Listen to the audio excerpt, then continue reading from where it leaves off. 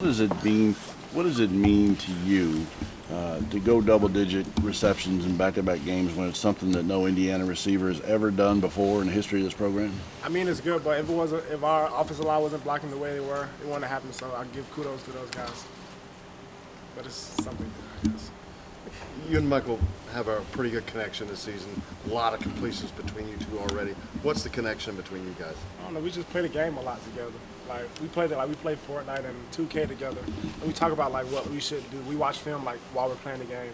We just talk about little things we can do, to get the team out, get us going. How does that transfer to the field?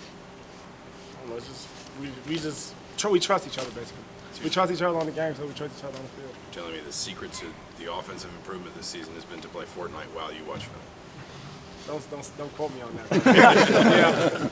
How have you seen Mike grow? I mean, obviously you worked with him last year. He's been enrolled for almost 2 years now, but especially since he's been named the starter and maybe really stepped into that role from a confidence perspective. Yeah, Mike's grown a lot.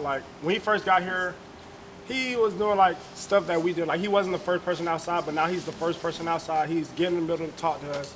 He's a bigger leader now. He's helping the receivers out, checks and things like that. So Mike, he's grown a lot. He's a complete quarterback now. He's grown. Can you talk about that catch you had to come back for and talk to the one where you had to talk to refs into saying it was a catch? Just had to make a play for my guy. I just made a play for Mike. I told him I'd make plays for him. So just get me the ball, I'll make plays for you. It looked like one play you were kind of shaken up afterward. You went to the sideline. Did you go back to the locker room at all? And then you came back in and caught a pass for 56 yards. So what kind of happened? It was just there? a little scary. Football, you're gonna get a lot of scares and things like that. But I'm good now. So as you can see, I'm good now. You guys are sitting there at 4-2, midpoint of the season. There were bowl reps here today. Just kind of, what are your thoughts about getting to a bowl? Do you guys think about it? Do you try not to think about it? Is it hard not to think about it? How do you approach it as a player? We just focus on the week. We're gonna just focus on next week. We're not really focused on the bowl game right now because we're not there yet. So we just focus on week to week. We're not really focused on the bowl game right now. Our focus right now is Maryland. Whop, how do you feel about the running game getting going in the third quarter and seeing Stevie kind of have a day? I'm actually happy for Stevie. I'm actually glad to see he had a 100-yard game. I'm happy for him. That's my guy. We live right next door. We're neighbors, so we live right next door to each other. So I was like, I'm waiting for you to get your 100-yard game. I'm happy he got it. So, that's all he's going to be talking about. I got 100 yards. I got 100 yards. So I'm happy for him, though. I know it's not flatly the game that you guys didn't get to 6 a couple years ago, but that Maryland game feels like the one that you guys talk about in I guess what would have been your freshman season, maybe the biggest missed opportunity in a 5-7 year, as you do turn the page to Maryland on the road. I mean, do you talk about that at all with younger guys to say, listen, we've got to seize these opportunities? We're going to talk to the young guys about it. They're going to have a good atmosphere and things like that, but we feel like we're going to be able to beat those guys. So it's not really much we need to talk about, but the small things, what we're going to have to do to get over the hump. We need these 6 games, so it's not really too crazy. During that second quarter, you guys kind of had a lull. Michael said you guys just weren't executing the small things. Yeah. What was going on there?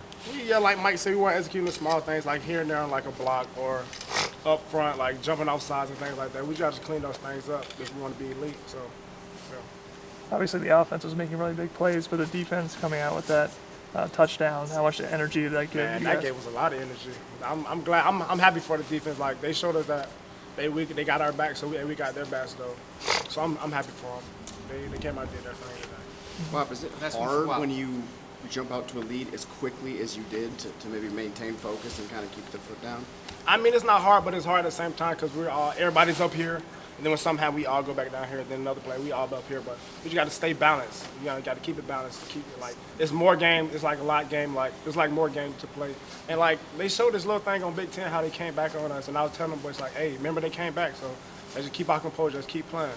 We got a lot of game left. All right, thanks, Whop. Thanks, man. Of course. No Stevie.